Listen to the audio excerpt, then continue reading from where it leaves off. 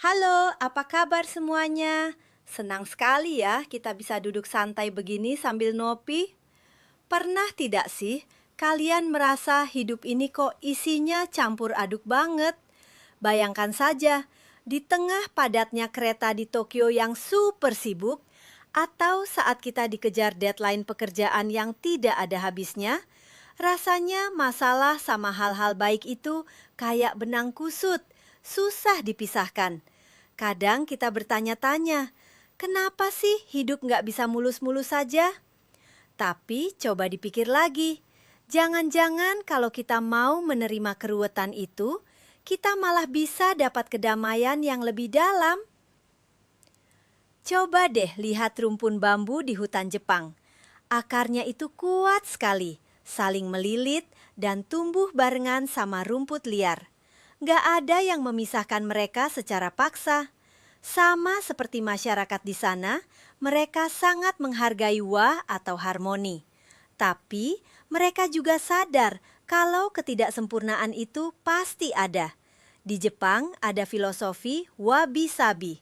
Itu loh, seni menghargai keindahan dalam ketidakteraturan. Contohnya kayak mangkuk teh yang retak tapi disambung lagi pakai emas. Malah jadi lebih cantik kan? Nah, kenapa ini penting buat kita? Karena di dunia yang serba menuntut kesempurnaan ini, memahami kalau hidup itu paket lengkap antara suka dan duka bisa bikin kita nggak gampang burn out. Kita jadi punya ruang buat bernapas. Kadang kita pengennya hidup itu rapi kayak pohon bonsai. Dipangkas dikit-dikit, dibentuk supaya sempurna. Tapi jujur saja, gimana caranya kita tetap tenang kalau urusan kerjaan, anak-anak, dan target pribadi semuanya berantakan kayak kapal pecah? Nah, disinilah kuncinya. Di taman tradisional Jepang, bonsai yang cantik itu tetap berdampingan sama rumput liar yang tumbuh alami. Hidup kita juga begitu. Ada sisi baik, ada sisi gelap. Persis kayak di film anime Spirited Away. Ingat kan si Chihiro? Perjalanannya penuh sama makhluk-makhluk yang baik sekaligus menyeramkan. Tapi justru campuran itulah yang bikin dia jadi kuat. Kita perlu sadar kalau tantangan dan kekuatan itu tumbuhnya barengan. Kayak sawah di desa-desa Jepang. Petani nggak bakal stres tengah mati cuma gara-gara ada 1-2 tanaman liar di sela-sela padi. Mereka tetap kerja, tetap tekun. Inilah yang mereka sebut gambaru. Semangat buat terus berusaha dan pantang menyerah. Sama kayak hanami atau tradisi melihat bunga sakura. Bunganya cantik, tapi mekar di tengah cuaca yang nggak menentu. Kadang kena hujan, kadang kena angin kencang. Itu mengajarkan kita kalau kemurnian total itu nggak selalu perlu. Jadi, coba deh ingat-ingat, hal apa dalam rutinitas harianmu yang biasanya dianggap masalah, tapi sebenarnya bisa jadi peluang buat tumbuh. Kita ini hidup di zaman serba cepat. Semua orang memuji keputusan yang diambil kilat. Tapi pernah nggak sih kalian menyesal karena buru-buru mengambil kesimpulan? Aduh, saya sering banget begitu dulu. Rasanya kayak lagi benerin aplikasi HP yang error. Kalau kita panik terus langsung hapus semuanya, ternyata data pentingnya ikut hilang. Padahal kalau kita sabar, teliti pelan-pelan, kita bakal tahu mana yang perlu diperbaiki dan mana yang harus disimpan. Teknisi di Jepang sana kalau kerja juga begitu. Mereka sangat hati-hati dan teliti. Solusi instan itu kadang malah merusak hal-hal yang berharga.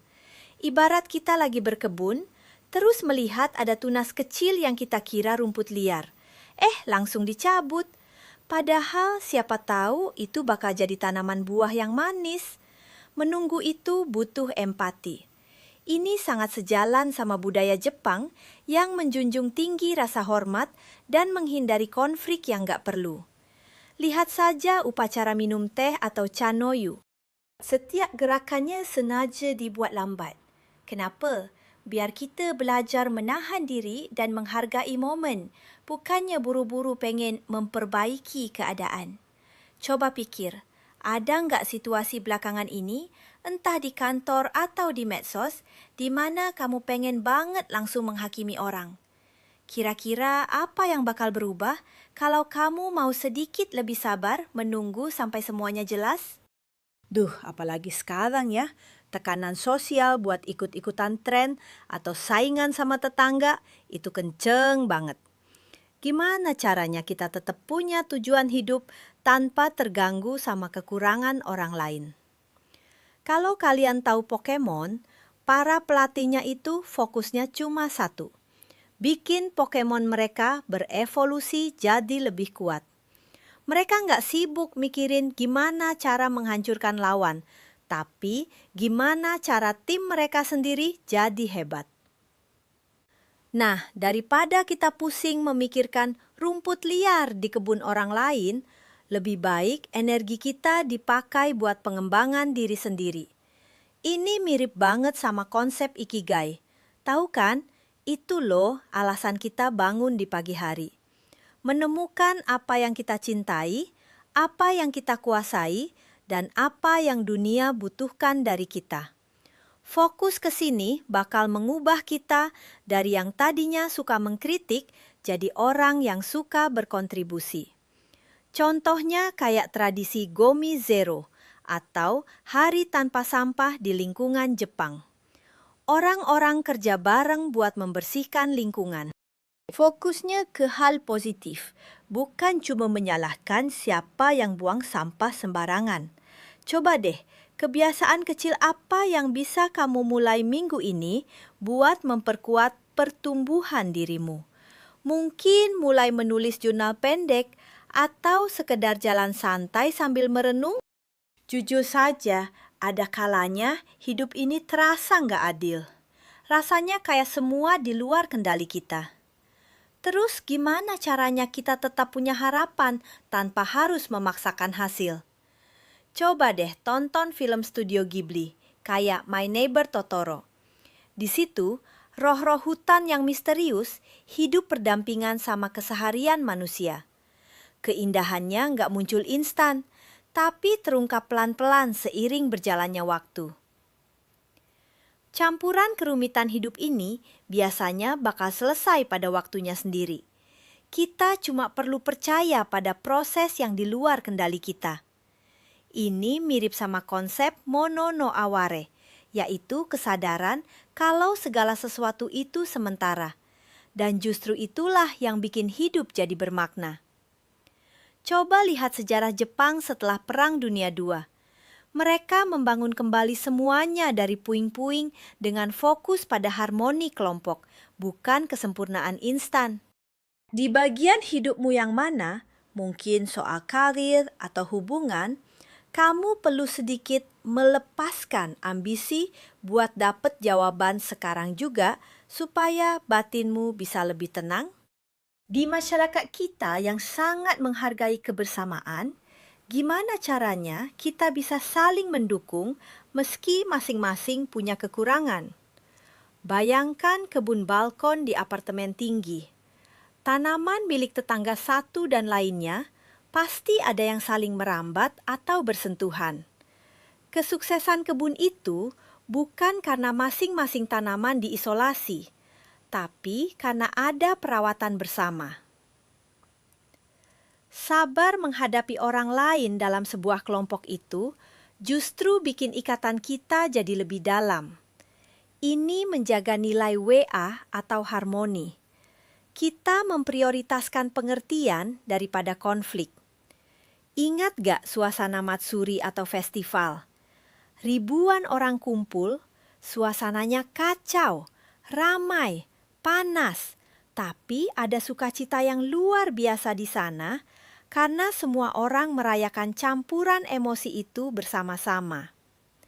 Kira-kira Siapa di lingkaran pertemananmu yang bisa kamu hubungi minggu ini cuma buat sekedar ngobrol santai? Percakapan sederhana bisa jadi awal dari pertumbuhan bersama loh. Wah, nggak terasa ya, kita sudah ngobrol panjang lebar. Sebelum kita bubar, saya pengen mengajak kalian merenungkan satu hal saja dari obrolan kita tadi.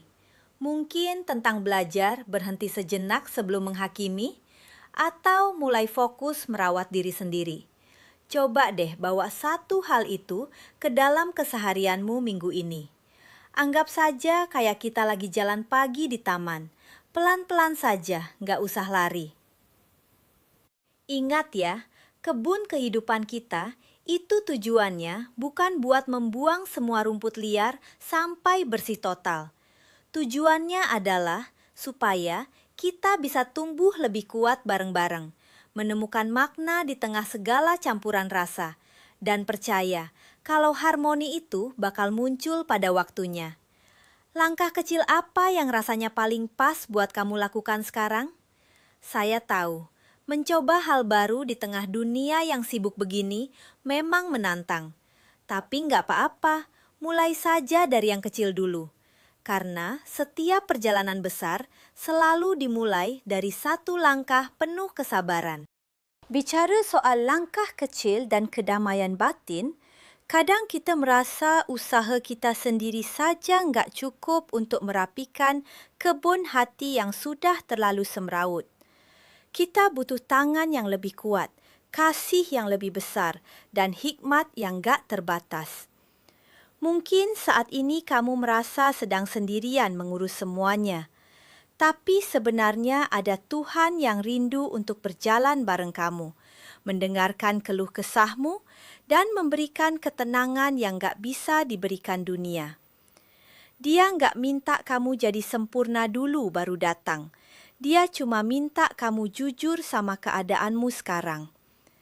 Kalau kamu merasa sudah lelah berjuang sendirian dan ingin merasakan kehadirannya yang nyata, cobalah berbisik dari hati yang paling dalam. Tuhan, kalau Engkau nyata, tunjukkan padaku. Beberapa orang menganggap Tuhan seperti seorang teman yang bijaksana yang berjalan bersama mereka dalam kehidupan, membawa harapan seperti bunga sakura pertama di musim semi. Maukah Anda berbicara dengan Tuhan bersama saya hari ini, seperti berbicara dengan seorang teman? Tuhan Yesus, saya mengakui dosa-dosa saya dan mencari pengampunan-Mu. Saya berpaling dari dosa-dosa saya dan mengundang Engkau masuk ke dalam hati dan hidup saya. Saya ingin percaya dan mengikut Engkau sebagai Tuhan dan Juru Selamat saya. Tolonglah saya untuk memahami kasih dan anugerah-Mu. Saya membutuhkan bimbingan untuk benar-benar mengubah hati saya dan memperbaharui pikiran saya. Bimbinglah saya untuk menyelaraskan tindakan saya dengan kehendak dan tujuan-Mu dalam hidup saya. Dalam nama Yesus, amin.